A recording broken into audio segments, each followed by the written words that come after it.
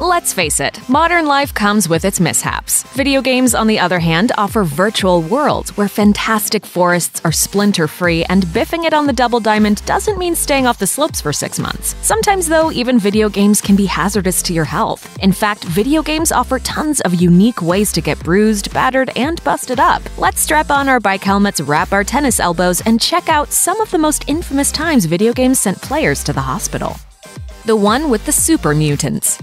Who knew Friends' Chandler Bing was such a hardcore gamer? Apparently, iconic actor Matthew Perry is a big fan of the Fallout series, and he's got the battle scars and needle punctures to prove it. During an April 2009 interview on The View, Perry came clean about his obsession with the post-apocalyptic RPG series, admitting, I had to go, I played Fallout 3 so often that I had to go to a hand doctor. Wow. I did, I had to get injections in my hands. That hurts. Yeah. Sounds like he could have used a stim pack, but whatever his doc gave him probably worked wonders. That's not where this odd tale ends, though. Appearing on The Ellen DeGeneres Show that same month, Perry told a similar story. By this time, the star brought more than just a cautionary tale. He also donated a signed Xbox 360 and a copy of his favorite game to DeGeneres' eBay-driven charity initiative. And it looks like this act of kindness bolstered Perry's karma. Engadget reported that publisher Bethesda and developer Obsidian took notice of the actor's compassion and his ultra fandom, and so they tapped him to voice the Weasley chairman bigwig Benny in 2010's Fallout New Vegas. Although Perry might have just gotten lucky, we seriously doubt it. After all, luck is for losers, baby. Someone pulled strings. Tech-knuckle foul.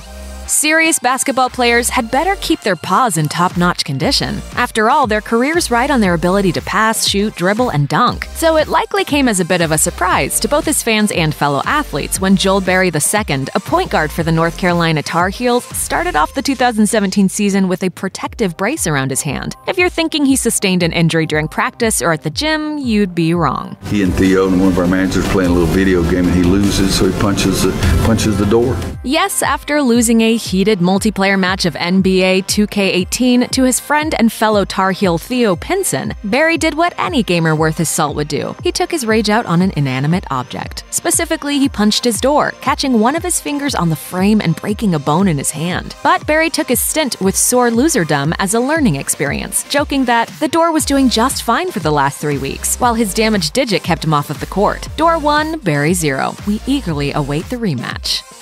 We can't move our arms.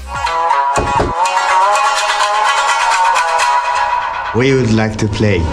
Nintendo's Wii console revolutionized interactive home entertainment, introducing an athletic video game experience to players both young and old. It also ushered in a whole slew of new gaming-related injuries, collectively called wii-itis. In 2007, Reuters reported the story of Dr. Julio Bonis, a family physician who first described the condition in a letter to the New England Journal of Medicine. Bonis compared a collection of symptoms he began to suffer after long hours playing Wii Sports to those of tennis elbow, which, according to the Mayo Clinic, is categorized by pain and difficulty gripping objects. The doctor treated himself with ibuprofen and complete abstinence from playing Wii video games. Sounds pretty severe to us, but you're the professional, doc.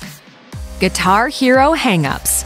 Let's examine the tale of Joel Zoom Zoom Zumaya, former pitcher for the Detroit Tigers. Known for launching fastballs at over 100 miles per hour, Zumaya had a history of injuries wrought by reckless behavior. His most infamous injury, however, had nothing to do with baseball, and everything to do with Activision's wildly popular rock god sim, Guitar Hero. Back in 2006, Zumaya was mysteriously sidelined for the first 3 games in the American League Championship Series. Detroit Tigers president Dave Dombrowski eventually disclosed the reason for the pitcher's bad arm. Zumaya had injured his wrist playing Guitar Hero on the PlayStation 2, and his arm had become inflamed as a result. Eventually, Zumaya gave up the game and returned to the pitcher's mound for a few more years, until he suddenly tore an ulnar collateral ligament and left America's pastime behind for good. No word yet on whether or not a plastic guitar was involved in his career-ending injury.